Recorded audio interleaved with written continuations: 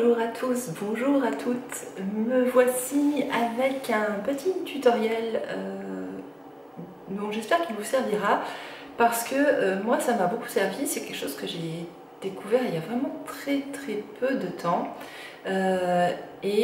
c'est encore une fois grâce à la formidable, l'extraordinaire, la merveilleuse, la je n'ai plus assez de qualificatifs pour la désigner, Mimi's Signature. Donc la grande, très grande Mimi. D'ailleurs, au passage, si jamais vous ne la suivez pas encore, ce qui serait très étonnant, parce que si vous me suivez moi, je vois pas pourquoi vous ne la suivriez pas elle. C'est plutôt dans l'autre sens, normalement, que ça devrait se faire. Mais si vous ne la suivez pas, suivez-la. Et en plus, elle est adorable. C'est-à-dire que elle a des milliers d'abonnés, je pense qu'elle sait même plus quoi en faire de ses abonnés. Et pourtant, elle trouve toujours le temps de répondre. Elle est extraordinaire. Alors, cette vidéo lui doit beaucoup, elle doit également à un autre youtubeur qui s'appelle Raphaël Carrel, qui est aussi connu qu'elle, et ils ont fait une vidéo tous les deux. Alors, chacun de leur côté, ils ont donné des astuces make-up, et il se trouve que, en fait, des astuces qu'ils ont données à chacun de leur côté, en fait, répondait très exactement à mes besoins à moi du moment,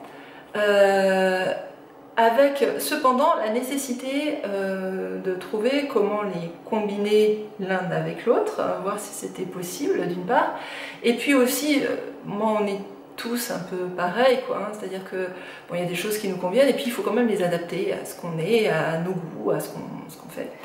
Donc voilà, donc j'ai remixer leurs astuces pour faire la mienne.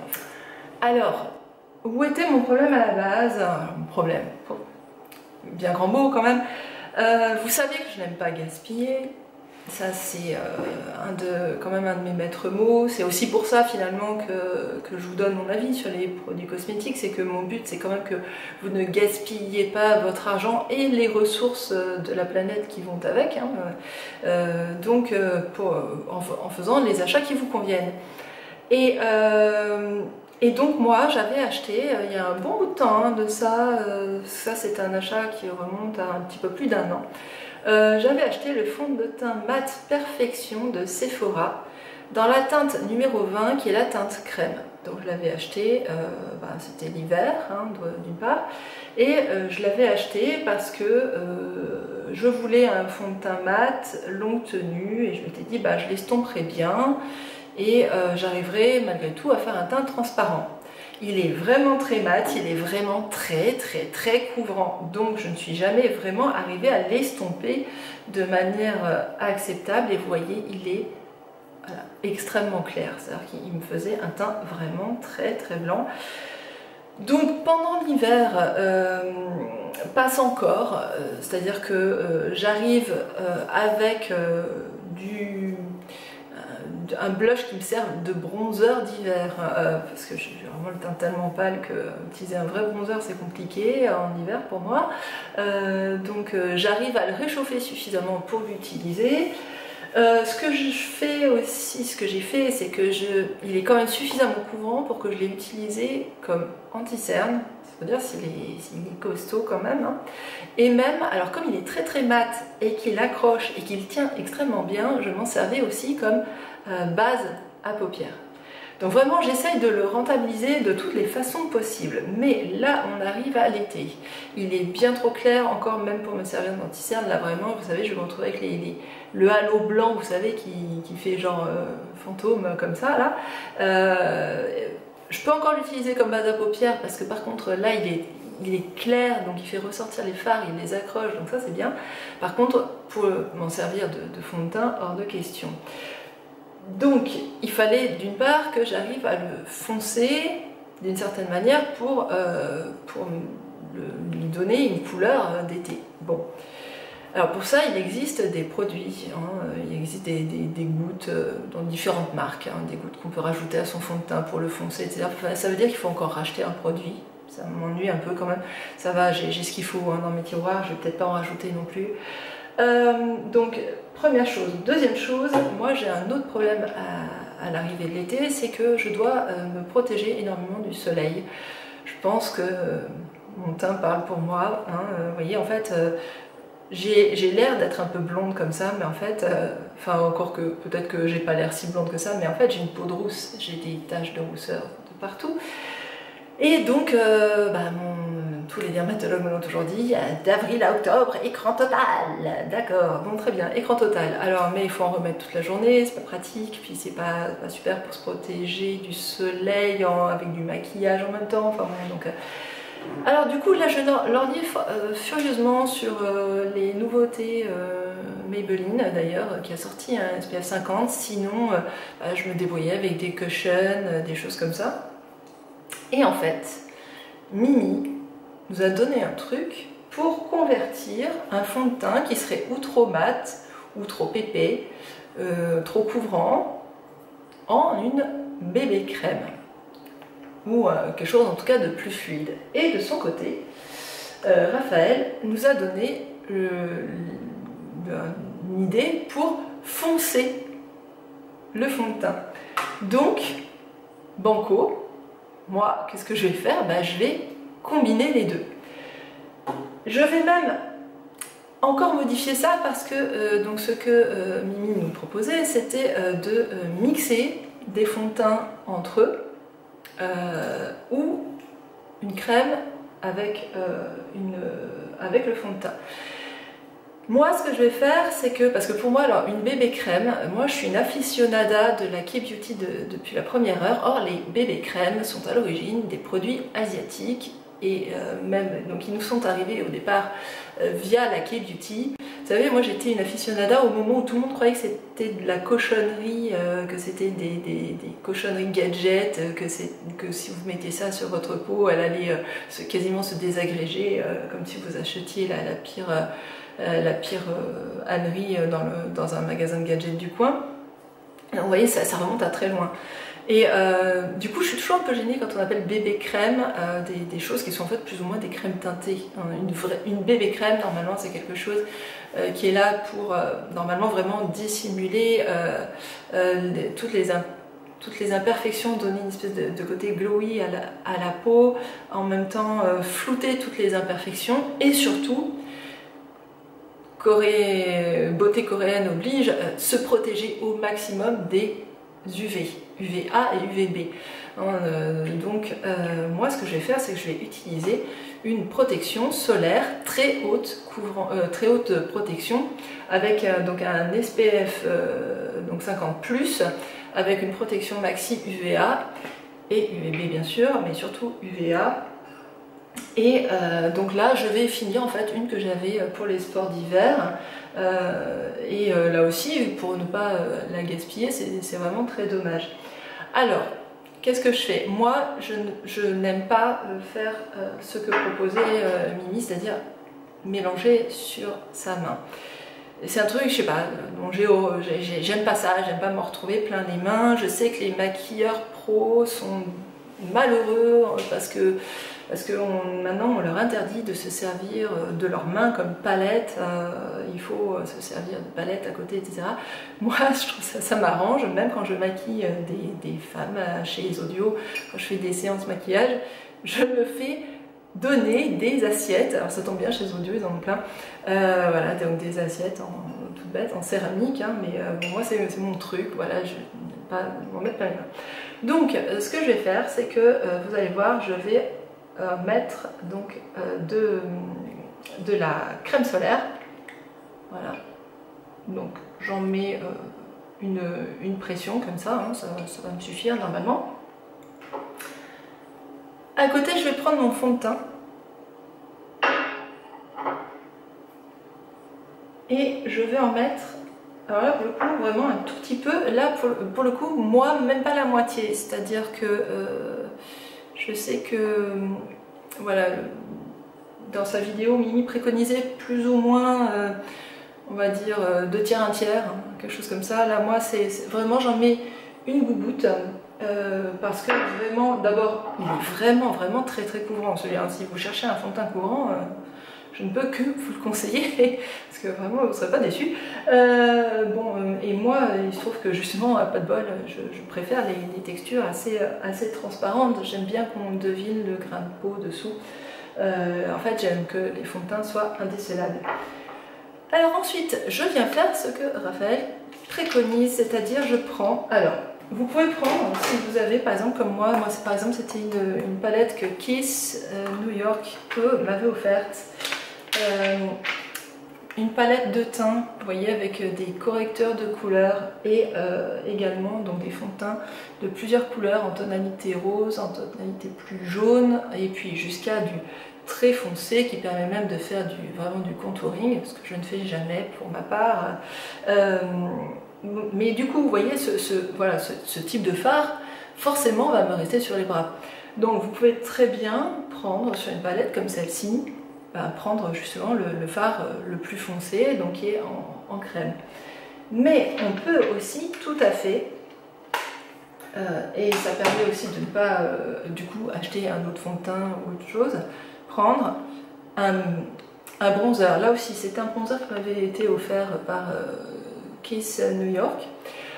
Et il est quand même assez foncé, donc de ce côté-là. Alors, et si on le mélange avec le reste de la palette qui est plus clair, en fait, le reste de la palette est très irisé parce que c'est un highlighter, en fait. Ça fait...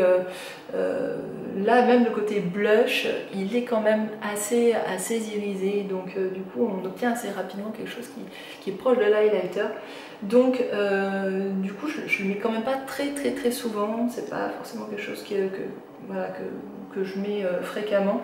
Donc du coup ça va beaucoup me rester, donc c'est l'occasion ou jamais de m'en servir. Donc je vais gratter un peu avec le bout là vous voyez, le bout peigne d'un crayon, mais bon, prendre un goupille, on peut prendre ce qu'on veut pour gratouiller, hein. Donc vous gratouillez. Et là ça je vais pas le faire devant la caméra, ça va être un peu compliqué.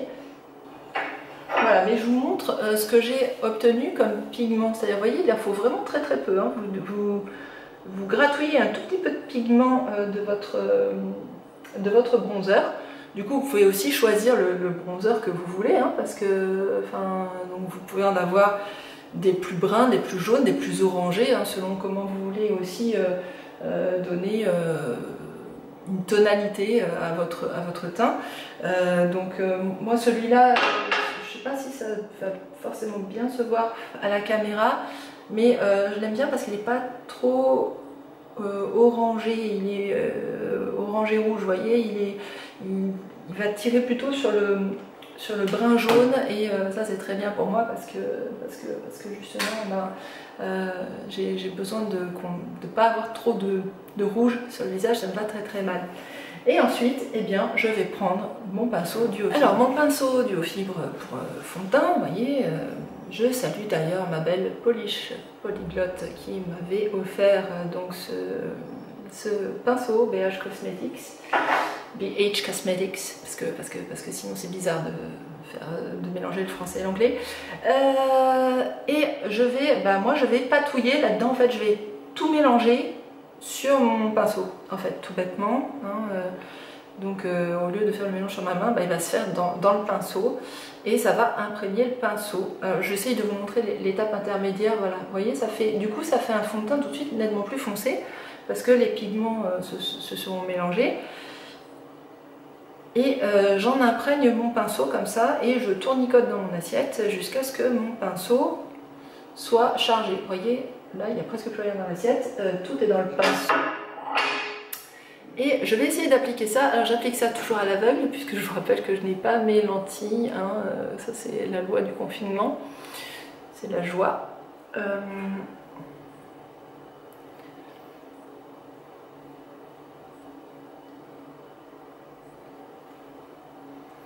Bon, alors il faudrait que théoriquement je descende bien sur le décolleté et tout ça, hein, mais vu que je fais ça à l'aveugle, ma foi, c'est pas très malin, hein, ce que j'ai fait, hein. J'aurais peut-être pu prendre un miroir quand même, hein, parce que là ça va devenir franchement handicapant.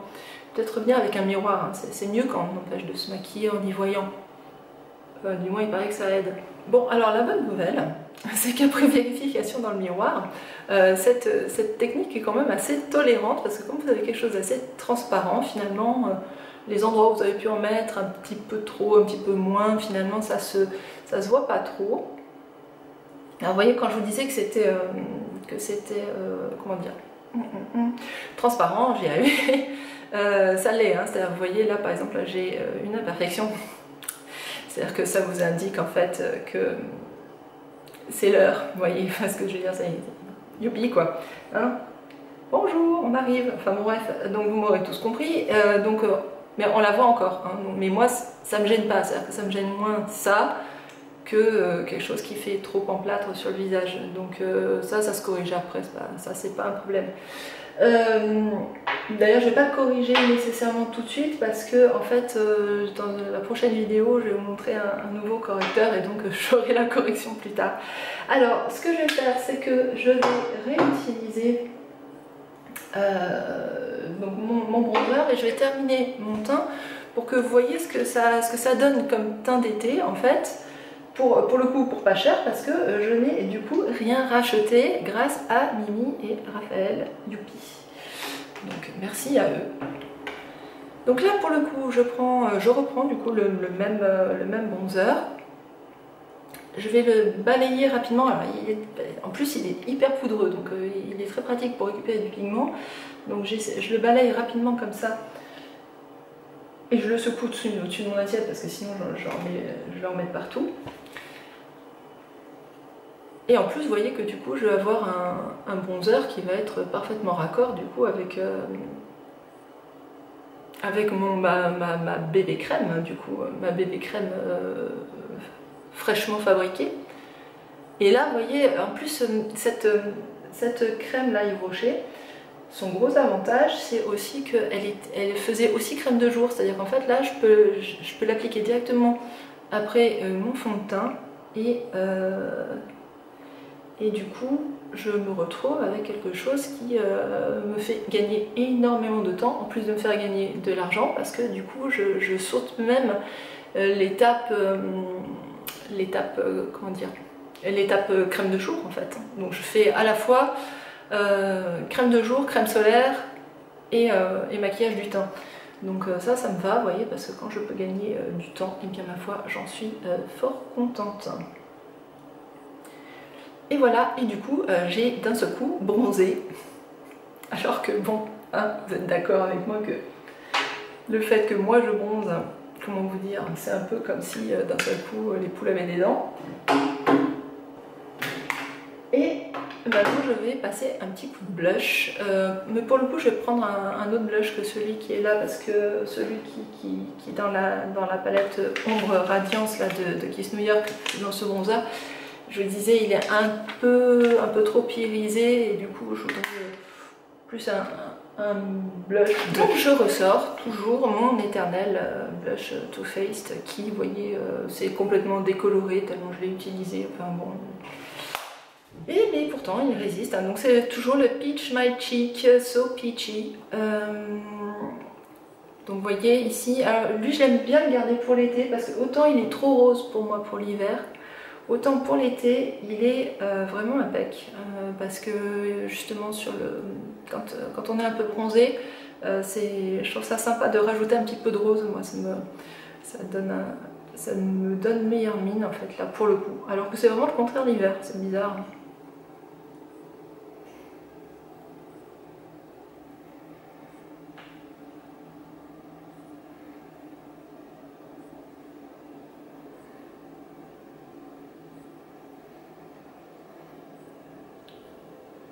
Ah oui, alors on me demande souvent pourquoi j'en mets sur la pointe du menton.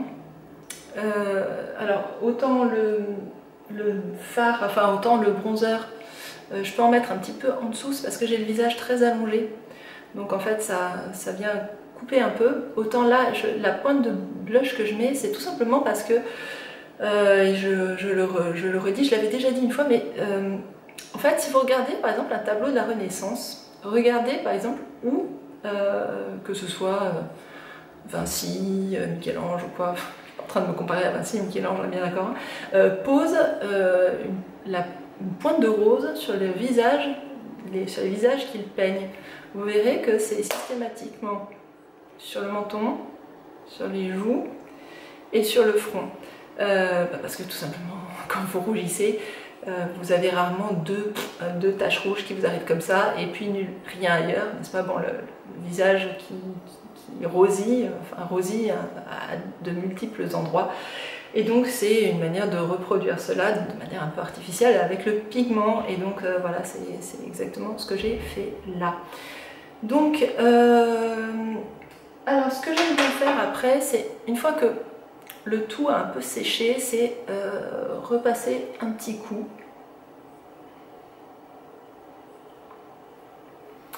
Avec le pinceau que j'ai utilisé, le pinceau duo fibre avec lequel j'ai posé le fond de teint.